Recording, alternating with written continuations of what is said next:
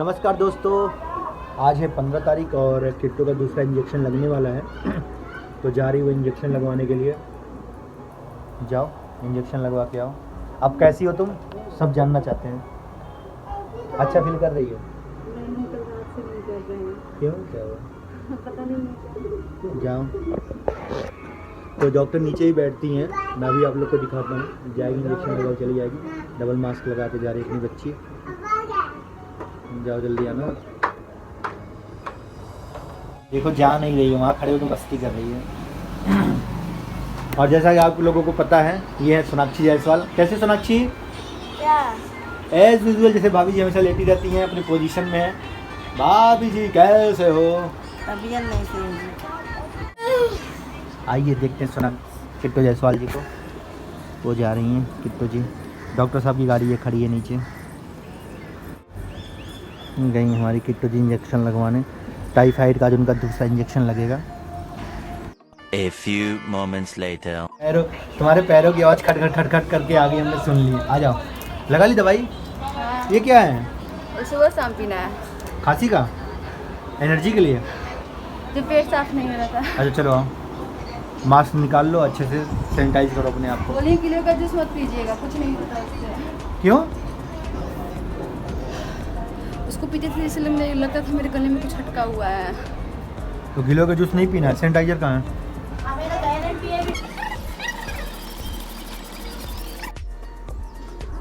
देख रहे हो, ये दवाई लेकर के आई है। डॉक्टर ने बोला था इसको खाना, लेकिन बस बैठ करके मोबाइल चला रही है और ये दवाई खा नहीं रही है। अब मेरे को ही सब कुछ करना पड़ता है। फिर बोलते हैं कि तुम कुछ नहीं करते हो मेरे लिए। क्या करें, प्यार करते हैं ना, मेरे को चीज़ का केयर करना पड़ता है। और आप लोग इतने अच्छे से कमेंट कर रहे हो ना, इतने अच्छे से कमेंट किए आप लोगों ने कि हमें लगता है कि हम लोग ना सिर्फ 2-4 लोग नहीं हैं। हमारी फैमिली बहुत बड़ी है। हर कोई हमें अपना फैमिली मेम्बर समझता है। मतलब हर कोई गेट वेल सून, दीदी आप ये खा लो, दीदी आप ये कर लो, दीदी आपका रिपोर्ट ऐसा है, दादी दीदी आपका रिपोर्ट वैसा है। इतने अच्छे से आप लोग कमेंट करते हो ना, इतना बढ़िया लगता है कि पूछो मत। ये दवाइया कौन खाएगा? तुम्हारे पप्पू। लो इतना 2 चम्मच। दवा के लिए भी तुम लोग को बताना पड़ता है, दवा खा लो, दवा खा लो। एक हमारी भाभी जी हैं। क्या हुआ, कैसे मुरझाए हुए हो? हमें लग रहा है फिर से बीमार पड़ेंगे, पता नहीं। अरे नहीं, बीमार पड़ोगे यार। कल हमको रात को ना तुम्हारे रूम में सोए थे, मच्छर बहुत काटा था ना, हमें लग रहा है डेंगू होने वाला है। यार आदत बीमार ऐसी हो जाओगे। सही में देखो कड़वा है। देख मच्छर, देखो तो यार मच्छर का देख लाल लाल ये काय की दवा है किट्टू? पड़ा हुआ है। पेट साफ का। इतना सन्नाटा क्यों है? तुम लोग कुछ बोल क्यों नहीं रही हो आज? कल तो इतना हंस रही थी। कल के ब्लॉग में इतना भाभी जी को कमेंट आया, इतना कमेंट आया है। क्या ज़्यादा बोलते हैं ना तो बीमार पड़ जाते हैं। ज़्यादा नहीं बोलना चाहिए, कभी कभी बोलना चाहिए। जब सिचुएशन जहाँ जैसा होना चाहिए वहाँ वैसा बोलना चाहिए। क्या हुआ सिचुएशन? आप सब जानना चाहते थे कि हमारे जिया जी कैसे एक्सपायर हुए थे और कब हुए थे। तो आज हम आप सबको बताते हैं कि आज 15 मई है और आज के दिन ही वो एक्सपायर हुए थे। और ऐसे ही 3:15 मतलब कि 2:45 हो रहा है।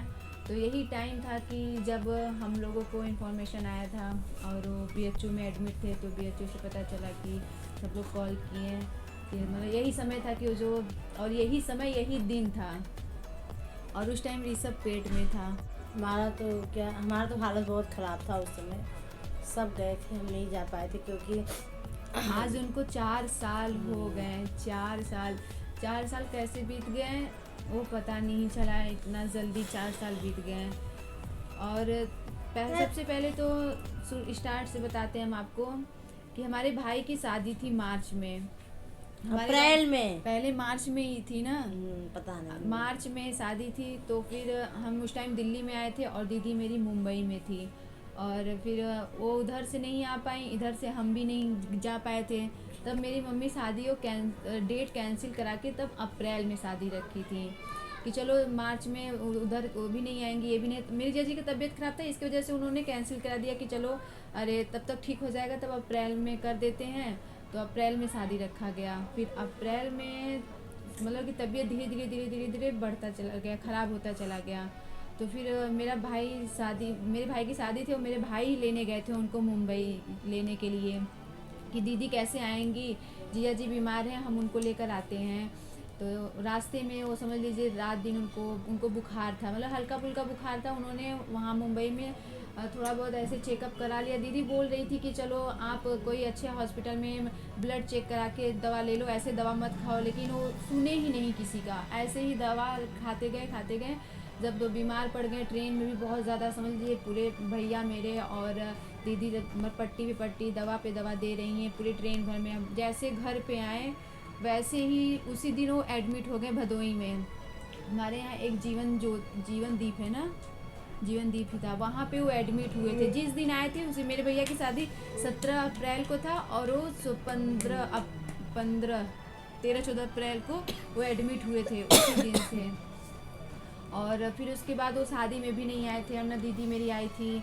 और शादी इसलिए हमारे भैया की शादी बहुत ही जैसे कि नॉर्मल शादी हुआ था, क्योंकि दीदी मेरी बहुत ज़्यादा रोती थी। और घर पे भी मेरी मम्मी, मेरे घर वाले हॉस्पिटल से घर से हॉस्पिटल। बीमारी बढ़ता गया, पीलिया हो गया, पीलिया की नहीं, वजह फिर जिस दिन शादी था भैया का, उस दिन रात उनका सीरियस बहुत ज़्यादा क्योंकि था। रातों समझ लीजिए रात- हम लोग शादी में क्या दिन सादी हुआ था, हम लोग तुरंत शादी करके तुरंत घर पे आए, फिर तुरंत सब लोग रातों रात उनको लेकर गए BHU। वहाँ से जब जवाब दे दिए थे तब BHU लेकर गए थे। BHU में लेकर गए, वहाँ पे फिर 1 महीना तक थे BHU में। मतलब 1 महीने तक थे। फिर वहाँ से हम लोग रोज़ घर से बाहर, बाहर से घर से हॉस्पिटल, हॉस्पिटल से घर। हम लोग के घर में 2 महीने ऐसे चलता रह गया। हम लोग सोचे कि चलो अब ठीक हो जाएंगे, अब ठीक हो जाएंगे, लेकिन वो ठीक नहीं। जिस दिन उनका मतलब कि आज का दिन था कि सुबह दीदी एक दिन पहले हमारी सारी फैमिली गई थी मिलने के लिए, दीदी भी गई थी। तो जिया जी बोले कि अरे आज तुम रुक जाओ। तो दीदी बोली कि क्या नाम है, हम 2 दिन रुके थे। उनकी सास भी बोली कि रुके, तुम जाओ थोड़ा सा आराम कर लेना घर पे, तब तुम आना। उस दिन मिल के आई रात में। फिर जब सुबह हुआ तो जिया जी मतलब कि सब लोग सोचे कि ठीक हो गए हैं। अपने से उस दिन दाढ़ी बनाए थे, सब कुछ नहाए थे, अपने से सब कुछ चले फिरे। फिर उसके बाद फ़ोन आया कि अरे आ जाओ, तबीयत सही नहीं है। दीदी बोल रही कि मेरा मन भी बहुत ज़्यादा घबरा रहा है। अरे तो मेरे भाई से बोली कि चलो ले चलो हमको, लेकिन मेरा भाई बोला अभी तुम कल मिल के आई हो, क्या करोगी जा कर के। लेकिन तब पर भी वो नहीं लेकर गया, वो अकेले, मेरा भाई अकेले चला गया। उसके बाद फिर दीदी क्या नाम है, उनका मन घबरा ही रहा है उस दिन, मतलब आज का ही दिन था जो वो दिन भर जैसे घबरा रही थी। उनके मन में पता नहीं, उनका मन भी नहीं लग रहा था। और हम आप सबको पता है दोस्तों कि हम अपने जिया जी को ठीक करने के लिए हम उनके लिए व्रत रखे थे कि हाँ चलो वो ठीक हो जाएंगे, हम व्रत हैं उनके लिए।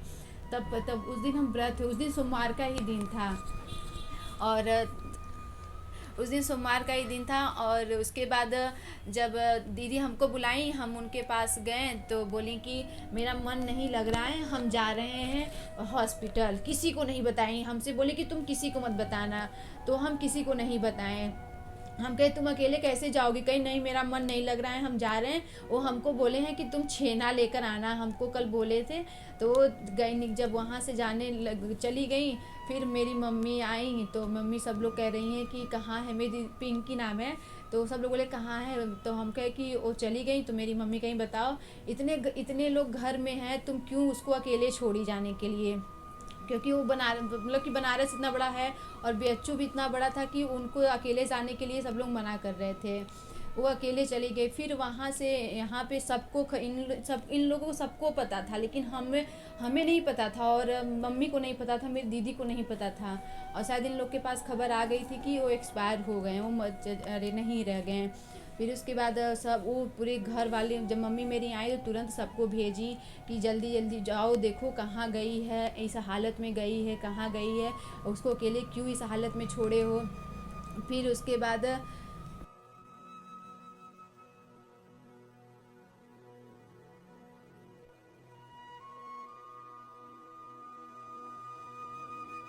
उसके बाद यही हुआ कि हम लोग को खबर आया था ऐसा कि मेरे घर में सब लोग शटर वटर बंद करके साढ़े सब लोग 12 चले आ बजे गए थे हमको खबर और आया। सब लोग आपस में बातें कर रहे थे, लेकिन हम समझ नहीं पा रहे थे कि सब लोग क्या बातें कर रहे हैं, किस लिए बातें कर रहे हैं। तो फिर इसके बाद ये शायद किसको बताई थी। हम लोग को खबर आ गया 12:30, वो सुबह ही मतलब 11-12 बजे एक्सपायर हो गए थे।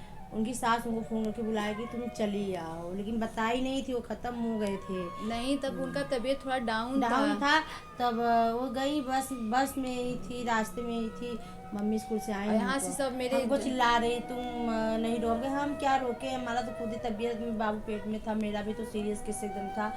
डॉक्टर बोल दिया था कि ये बच्चा आपका नाभि में फंसा हुआ है, ऑपरेशन होगा, इसीलिए हम ज़्यादा लोड नहीं ले रहे थे। सोचने के लिए डॉक्टर मना किया था, तो हमें पता चल गया था।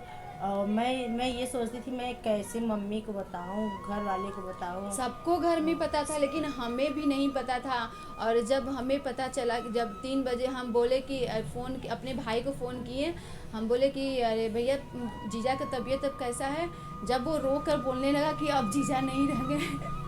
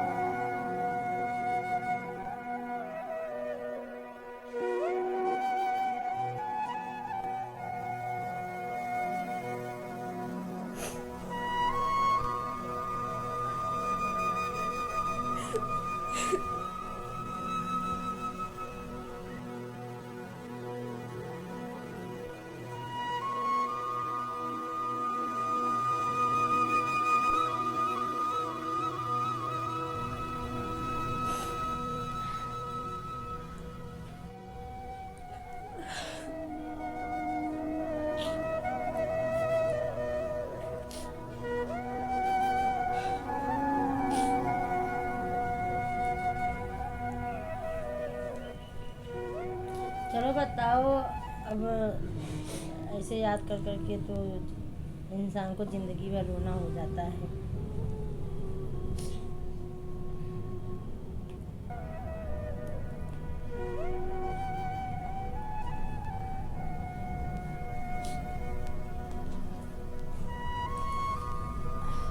फिर उसके आगे क्या हुआ, घर वालों को पता चला, मम्मी लोग को पता चला, बताएं। और मम्मी तो हमारी 1 महीने से तो खुद इतना परेशान थी। जिस दिन सुनी थी उस दिन तो उनके पैर से ज़मीन ही खिसक गया था।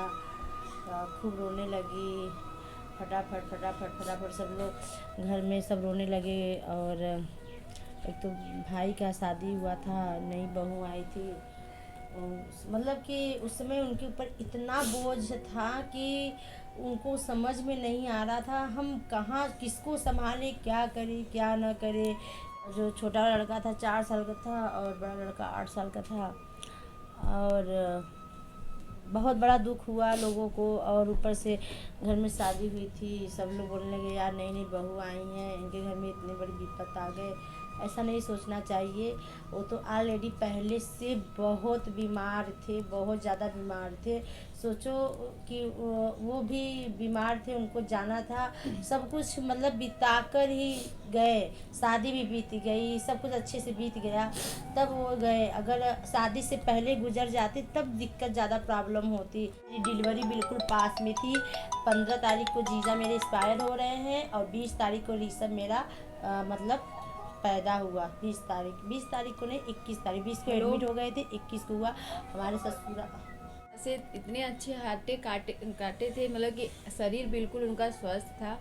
इतना दवा, इतना ऐसा कौन सा इंजेक्शन, ऐसा कौन सा मशीन उनके शरीर में नहीं गया होगा।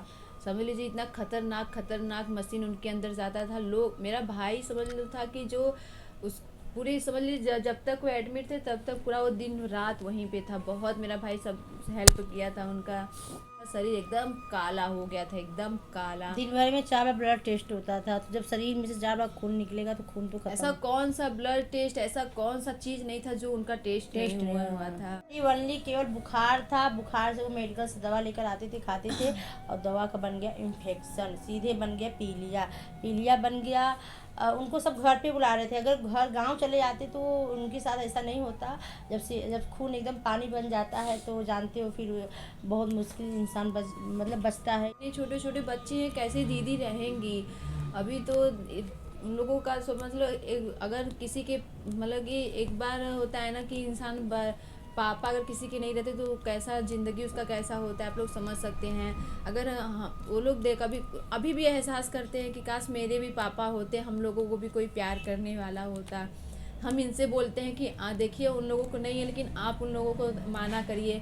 ये भी बहुत मतलब कि जब से इनसे हम बोले हैं, पहले तो शादी नहीं हुई थी मेरी, लेकिन अब हम लोग बहुत उनका केयर करते हैं। जो बोलते हैं वो तुरंत हम लोग उनका ध्यान देते हैं। आज मैं आप सबको उनका फ़ोटो दिखाती हूँ कि वो कैसे थे और देखने में कैसे थे। तो जब इनकी शादी हुई थी तो इनको मुंबई बुलाया गया था, इनको और जीजा जी को मुंबई बुलाए थे, और तब ये लोग हमको भी लेकर गए थे। तब उस टाइम का उनका फ़ोटो है, ये देखिए आप लोग। ये है हमारी दीदी जीजा। क्या शरीर, इतने बड़े बड़े छाले थे कि हम आप सबको बता नहीं सकते। शरीर इतना ज़्यादा उनका 24 घंटा उनका समझ लीजिए बुखार रहता था, 24 घंटा, वो भी एकदम हाई टेम्परेचर का रहता था। तो जब मैं उनको टच की, हमें भगवान ही तो जैसे लग रहा है आग इनके ऊपर रखा हुआ है। तो फिर उसके बाद हमने उनका सब लोग कपड़े, कॉटन कपड़ा रहता था तो पानी गीला कर करके ठंडे पानी का ऐसे ऐसे कैया करते थे, ऐसे सेक, ऐसे पूरा पैर धोते थे, ऐसे हाथ, पूरा शरीर ऐसे ऐसे पोंछते थे। तब उनको इतना अच्छा फील हुआ। जिया जी बोले कि मुझे इतना अच्छा लगा कि हमको आकर ये मेरा सेवा की। हमको जैसे कभी यकीन नहीं था कि हाँ ये मेरा कभी कुछ करेगी। तो दीदी हमसे बताने लगी, हम बोले ऐसे क्यों सोच रहे हैं, क्या हम उनके कुछ लगते नहीं हैं क्या कि जो हम उनका नहीं करेंगे। हम तो सचा। फिर उसी दिन हम गए थे वहाँ पे, हम लोग के यहाँ विश्वनाथ मंदिर है। तो विश्वनाथ मंदिर में भी एक होता है ना कि नंदी भगवान होते हैं, अगर कान में कुछ मांगो तो पूरा हो जाता है। वहाँ पे भी हम लोगों ने इतना मतलब कि वहाँ पे भी जिया जी के लिए हमने मन्नत मांगा। हमारी मम्मी, उनकी सास, मेरी दीदी की सास, इतना मन्नत समझ लीजिए जो होता है ना, इतना सब कुछ औच के जो निकालते हैं, इतना हर जगह माना गया था। लेकिन सब सोचे कि चलो ठीक हो जाएंगे, इतना हम यहाँ मान रहे वहाँ मान रहे, अब तो भगवान सुन लेंगे। लेकिन जब जिसको जाना रहता है तो भगवान भी रुक जाते हैं। उस टाइम तो हम समझ लीजिए मन कर रहा था। एक तो जब खबर आई थी तो उनका लड़का ऐसे मतलब कि ऐसे बोल रहा था कि ऐसा सिचुएशन था, और हम लोगों को शांत करा रहा है कि मत रो मौसी मत रो, पापा आ जाएंगे। उसको जैसे लग रहा था कि हाँ अभी मेरे पापा जिंदा हैं, अभी मेरे पापा आ जाएंगे। ऐसा नहीं हुआ है उनके साथ। तो इतना वो भी समझदार था। जब वो भी गया वहाँ पे तो ऐसे उनको कर रहा, पापा उठ जाओ, पापा उठ जाओ, पापा उठ जाओ। ये सब देख करके जैसे लगता था बहुत अजीब सा सिचुएशन कि भगवान। हम लोग दूसरे तीसरे का सुनते थे, जब अपने साथ हम लोग के साथ हुआ तो बहुत अजीब लगा था। तो बहुत इतना हमारे घर में तो समझ लीजिए जैसे कि एक कुंभ का मेला होता है, वैसे भीड़ हमारे घर में। दीदी के ससुराल में तो भीड़ लगती थी, लेकिन हमारे घर में भी कितने दिन तक, 1 महीने तक लोग आते थे। इतना ज़्यादा हमारे घर भी मतलब जिया जी मेरे ऐसे थे कि पूरे हमारे गांव में भी सबसे परिचय बना लिए थे, सबसे प्रेम व्यवहार, सबसे बहुत अच्छे से मिलते जुलते थे, सबसे अच्छे से बातें भी करते थे। किसी का दुख हो ना, उसको दुख में भी उसका साथ देते। उनके पास खाने के लिए नहीं रहे, लेकिन वो दूसरों को खाने के लिए दे देते। वो ऐसे इंसान थे। मान करे कभी किसी के साथ ऐसा ना हो। ये और आज का दिन ऐसा है कि इंसान को, आज आप सबको बता दे रहे हैं 4 साल हो गए उनको गए हुए। तो जब भी दीदी को देखते हैं तो उनको देखकर मुझे बहुत दया आती है। तो हम लोग कहते हैं उनसे कि आप दूसरी शादी कर लो, लेकिन वो कह रही नहीं, हम दूसरी शादी नहीं करेंगे, हम अपने बच्चों में ही खुश हैं। हम अपनी खुशी के लिए अपने बच्चों को क्यों त्यागे। एक तो उसके पापा चले गए हैं, और तो अगर हम भी उन लोगों को छोड़ के चले जाएंगे तो उन लोगों को कौन देखने वाला रहेगा। एक तो उनका ससुराल, जब से जीजा जी गए उनका परिवार भी साथ नहीं देता है। तो बताइए वो किसके भरोसे, और मायका कब तक किसका होता है। तो जितना भी हमारे फैमिली के साथ होता है उतना वो लोग करते हैं, और हमसे जितना हो सकता है हम लोग भी इतना करते हैं। तो ये रही उनकी छोटी सी कहानी। लेकिन हमारा जो सेकेंड वाला भाई है वो तो मतलब कि रात दिन एक किया था उनका बहुत कुछ किया, उनके लिए भी किया, बहुत कुछ सबके लिए करता है। आप देखे होंगे मतलब कि इतनी छोटी उम्र में इतनी बड़ी जिम्मेदारी बहुत मुश्किल होता है संभालना, लेकिन भगवान उसको भी हमेशा ऐसे खुश रखे। बहुत ज़्यादा बीमार थी तो इनको भी रात दिन एक कर दिया था। मैं तो मर के जी हूँ, सोच लीजिए मेरे साथ ऐसा हो गया था। बताइए। चलिए दोस्तों, यही रहा हमारा छोटा सा कहानी। मेरा नहीं, मेरी जिया जी का कहानी है। तो यहीं पे हम वीडियो समाप्त करते हैं और आप लोग दुआ कीजिए कि वो जहाँ भी हैं उनके आत्मा को अभी भी तक शांति मिले और उनका परिवार खुश रहे। मेरी दीदी को कोई मतलब कि वो भी बहुत खुश रहे आप लोगों के आशीर्वाद